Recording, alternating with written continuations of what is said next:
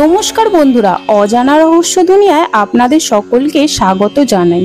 আপনারা কি জানেন ধনতেরাস কেন পালন করা হয়? দীপাবলি আমাদের দেশের সর্বাধিক জনপ্রিয় উৎসব। এটি অত্যন্ত তাৎপর্যপূর্ণ এবং অত্যন্ত ধুমধামের সহিত উদযাপিত হয়। কথিত আছে 14 বছরের বনবাসের পর অযোধ্যাতে ফিরে আসা ভগবান রামের স্মরণে উদযাপিত হয় এই উৎসব। দীপাবলি মূলত 5 দিনের উৎসব। প্রতি বছরই সবার জীবন থেকে অন্ধকার দূরে সরিয়ে আলো নিয়ে আসে এই দীপাবলি। তবে দিওয়ালি আসছে এই কথাটা আরো মনে করিয়ে দেয় যে উৎসব, সেটি হলো ধনতেরাস। দীপাবলির কয়েকদিন আগে পালিত হয় এটি। ধনতেরাস আসা মানেই দীপাবলি আসা। বিশেষত এই রীতি পালনের প্রচলন অবাঙালিদের মধ্যে হলেও বর্তমানে বাঙালিদের মধ্যেও ছড়িয়ে পড়েছে এটি। ধনতেরাসের পরের দিন পালিত হয় ভূত চতুর্দশী। ধনতেরাস হলো হিন্দুদের জনপ্রিয় উৎসব। সকল ধার্মিক হিন্দুরা এই উৎসবে ভক্তি এবং শ্রদ্ধা সহকারে পালন করে থাকে। দীপাবলির সময় লক্ষ্মী পুজোর 2 দিন আগে ধনতেরাস হয়। হিন্দু ধর্মমতে এদিনই বিষ্ণুর থেকে লক্ষ্মীর কাছে শক্তি প্রবাহিত হয়। এই শক্তি সেখান থেকে গোটা সৃষ্টির মধ্যে ছড়িয়ে দেন মাতা লক্ষ্মী দেবী। বলা হয় ধনতেরাসের দিন দেবী লক্ষ্মী তার ভক্তদের গৃহে যান ও তাদের ইচ্ছা পূরণ করেন। সম্পদের দেবতা কুবেরও এই দিন পূজিত হন। লোককথা অনুযায়ী এদিন কোনো জিনিস কিনলে তার বহুগুণ বৃদ্ধি পায়। ধনতেরাসের দিন নতুন জামাকাপড় ও সোনা কেনা হয়। সুস্বাদু খাবার তৈরি ও রঙ্গোলিতে ভরে ওঠে সকলের বাড়ি।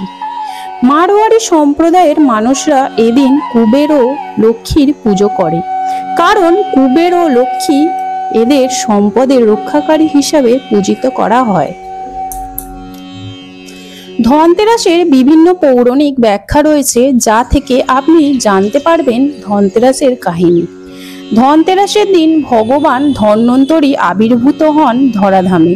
ধন্বন্তরী হলেন আয়ুর্বেদ চিকিৎসার দেবতা।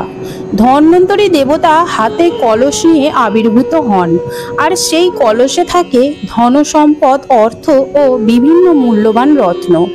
এছাড়া অনেকের মতে এই কলসে থাকে অমৃত, আর তা বিভিন্ন মূল্যবান ধন সম্পদের বিনিময়ে সংগ্রহ করতে হয় ভগবান কুবেরের কাছ থেকে। সেই জন্য এদিন সোনা রূপো বা অন্যান্য অলংকার এবং বাসনাদি কেনার কথা প্রচলিত রয়েছে। এছাড়াও আরও একটি গল্প প্রচলিত আছে। হিন্দু পুরাণ অনুযায়ী ঋষি দুর্বাসার অভিশাপে দেবরাজ ইন্দ্র লক্ষ্মীহীন হয়ে পড়েন। এই সময় প্রজাপতি ব্রহ্মার কাছে দেবতারা ছুটে যান। তখন প্রজাপতি ব্রহ্মা তাদের মৈনাক পর্বত নিয়ে সমুদ্র মন্থন করার উপদেশ দেন এবং এই কাজে অসুরদের সহায়তাও নিতে উপদেশ দান করেন। সেই মতো সমুদ্র মন্থন করে দেবতারা এবং অসুররা, আর সেই সমুদ্র মন্থন করার সময় সমুদ্র গর্ভ থেকে মা লক্ষ্মী ধন সম্পদ সহ আবির্ভূত হন।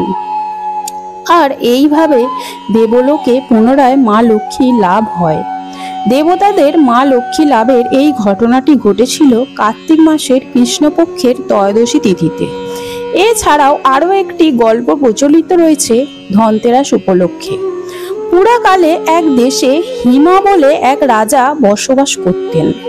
সেই রাজার এক সুন্দর রাজপুত্র ছিল, কিন্তু রাজপুত্রের ওপর এক অভিশাপ ছিল। সেই অভিশাপে রাজপুত্রের বিয়ের 4র্থ দিনেই রাজপুত্র মারা যাবেন বলে উল্লেখ করা হয়।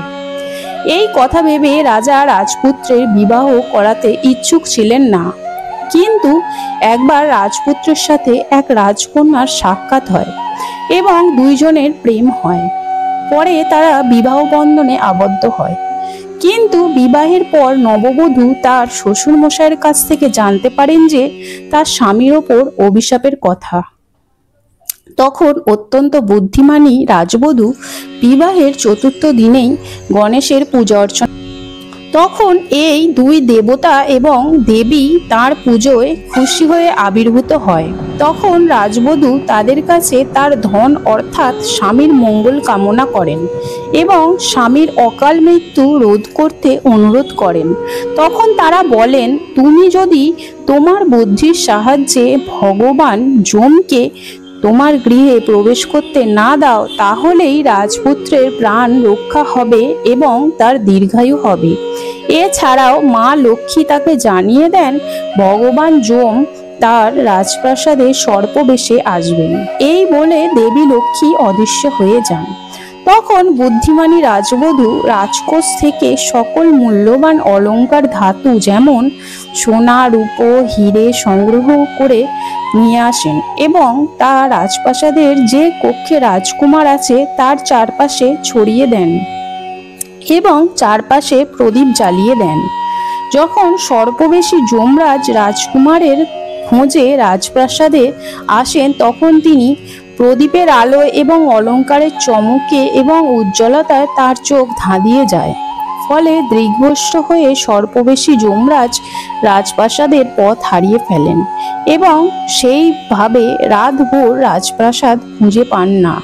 ফলে এক প্রকার ব্যর্থ হয়ে যমলোকে ফিরে যান। আর এই দিনটি ছিল কার্তিক মাসের কৃষ্ণপক্ষের ত্রয়োদশী দিন। তাই এই দিনটিকে বিশেষ গুরুত্ব সহকারে হিন্দুদের মধ্যে উৎসব আকারে পালন করা হয়, যা বর্তমানে ধনতেরাস নামে পরিচিত। তো বন্ধুরা, আমার এই ভিডিওটি কেমন লাগলো? যদি ভালো লেগে থাকে লাইক শেয়ার এবং সাবস্ক্রাইব করে আমার পাশে থাকবেন। ধন্যবাদ।